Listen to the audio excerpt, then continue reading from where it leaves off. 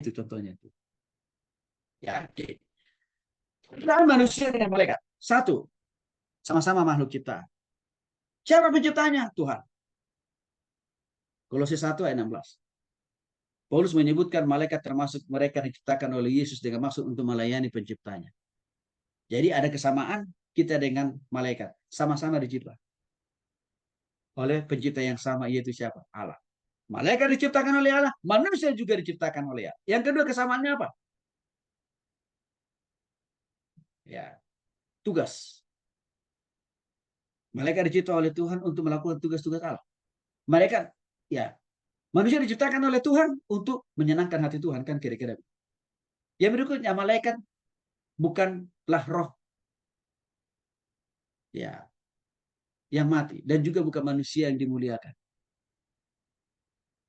Ya, Ibrani pasal 12 ayat 2 sampai 3. Tapi merupakan makhluk ciptaan yang lebih tinggi dari manusia, tetapi jadikan utusan Allah dan bertugas menjaga umat manusia.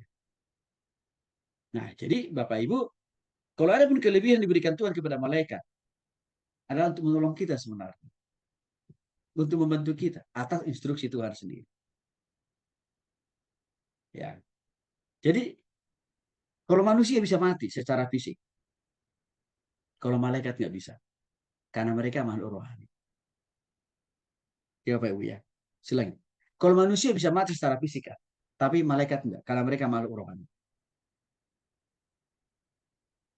Itu kira-kira. Ya.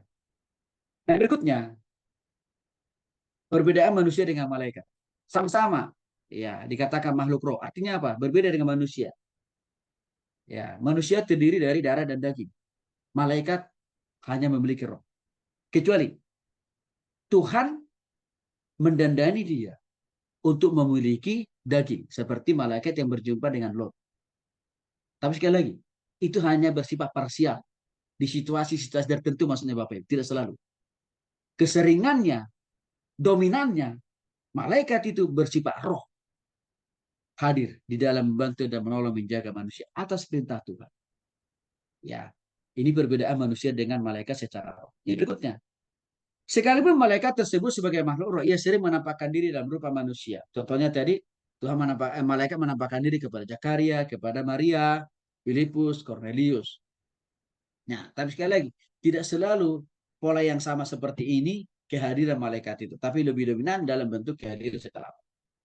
Nah, sebagai makhluk roh, sekalipun ditulis dalam bentuk punya kaki, ya laki-laki, maaf ya, bentuknya laki-laki. Tapi sebenarnya malaikat tersebut tidak memiliki gender sebenarnya. Walaupun sesekali disebutkan malaikat itu berbentuk laki-laki kan. Seperti malaikat yang berjumpa dengan lo. Tapi pada dasarnya malaikat itu, pada dasarnya, umumnya maksudnya. Mereka tidak punya jenis kelamin laki atau perempuan. Karena dikatakan Markus pasal 12 ayat 25. Tidak kawin maupun dikawinkan. Pasti apakah kemungkinan Pak Tony malaikat itu homo atau lesbi? Enggak juga lah Bapak Ibu. Enggak juga lah. Karena dia tidak punya gender, tidak punya alat jenis kelamin, apalagi alat kelamin, gitu loh Bapak Ibu. Karena dia makhluk roh, supernatural. Sedangkan manusia punya gender, punya jenis kelamin, punya alat kelamin. Nah itu bedanya. Kalau malaikat nggak punya itu Bapak Ibu. Maka malaikat tidak pernah punya keturunan. Kalau banyak malaikat, bukan karena dia beranak cucu, bukan karena dia kawin, mengawinkan, atau ya menikah. Enggak. Karena memang Tuhan ciptakan mereka banyak. Itu Bapak Ibu ya, jangan sampai salah paham. Oke. Mereka memiliki kuasa lebih tinggi di atas manusia. Ya, maka dikatakan dalam 2 Petrus 2:11, mereka disebut sebagai pahlawan perkasa. Ya. Bahkan Mazmur 103 ayat 20. Ya. Jelas sekali dikatakan sana. Malaikat Tuhan bersama malaikat Allah datang kepada Abraham. Untuk apa? Menghukum Sodom dan Gomora. Kejadian 15:16. Demikian juga pada akhir zaman malaikat akan menangkap naga si ular. 2 Wahyu pasal 20 ayat 1 sampai. Malaikat juga akan datang bersama Yesus dalam kuasa, dalam api yang menyalanya. 2 Tesalonika 1:7. Jadi dari sudut kekuasaan sebenarnya memang malaikat lebih dibanding kita manusia.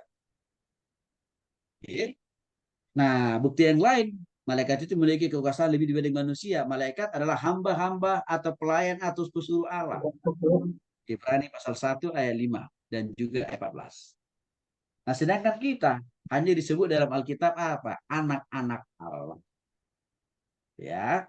Nah, kalau dilihat dari kedekatan secara personal, mana lebih dekat? Malaikat dengan Allah atau manusia dengan Allah? Soalnya manusia. Karena kita disebut anak-anak Allah. Untuk malaikat nggak pernah disebut anak Allah. Kecuali ada istilah. Karena kita sebutan untuk apa namanya? Malaikat itu saya sudah singgung tadi ayatnya disebut anak-anak. Tapi tidak terlalu sering. Untuk sesekali saja. Okay?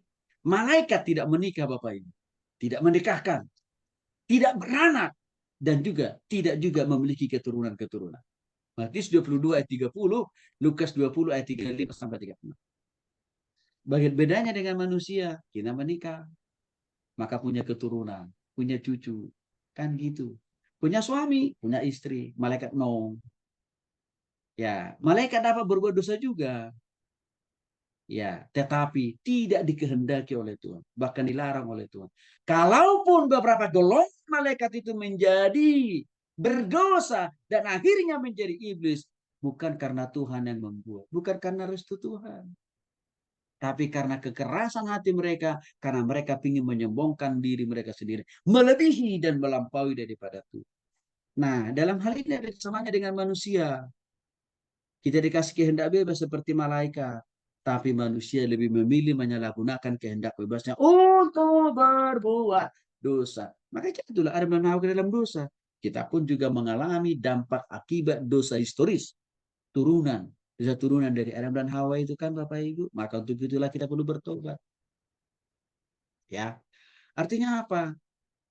Adam dan Hawa diciptakan Tuhan bukan untuk berbuat dosa kan Bapak Ibu. Karena jauh sebelum Adam dan Hawa ditempatkan di Taman Eden itu. Sudah diingatkan kok. Tapi kok kenapa Adam dan Hawa jatuh dalam dosa? Karena kekerasan hatinya, karena kesombongannya, karena ketidaktaatannya seperti golongan malaikat-malaikat yang menjadi iblis itu. Ya. Nah, Tuhan memberkati lah.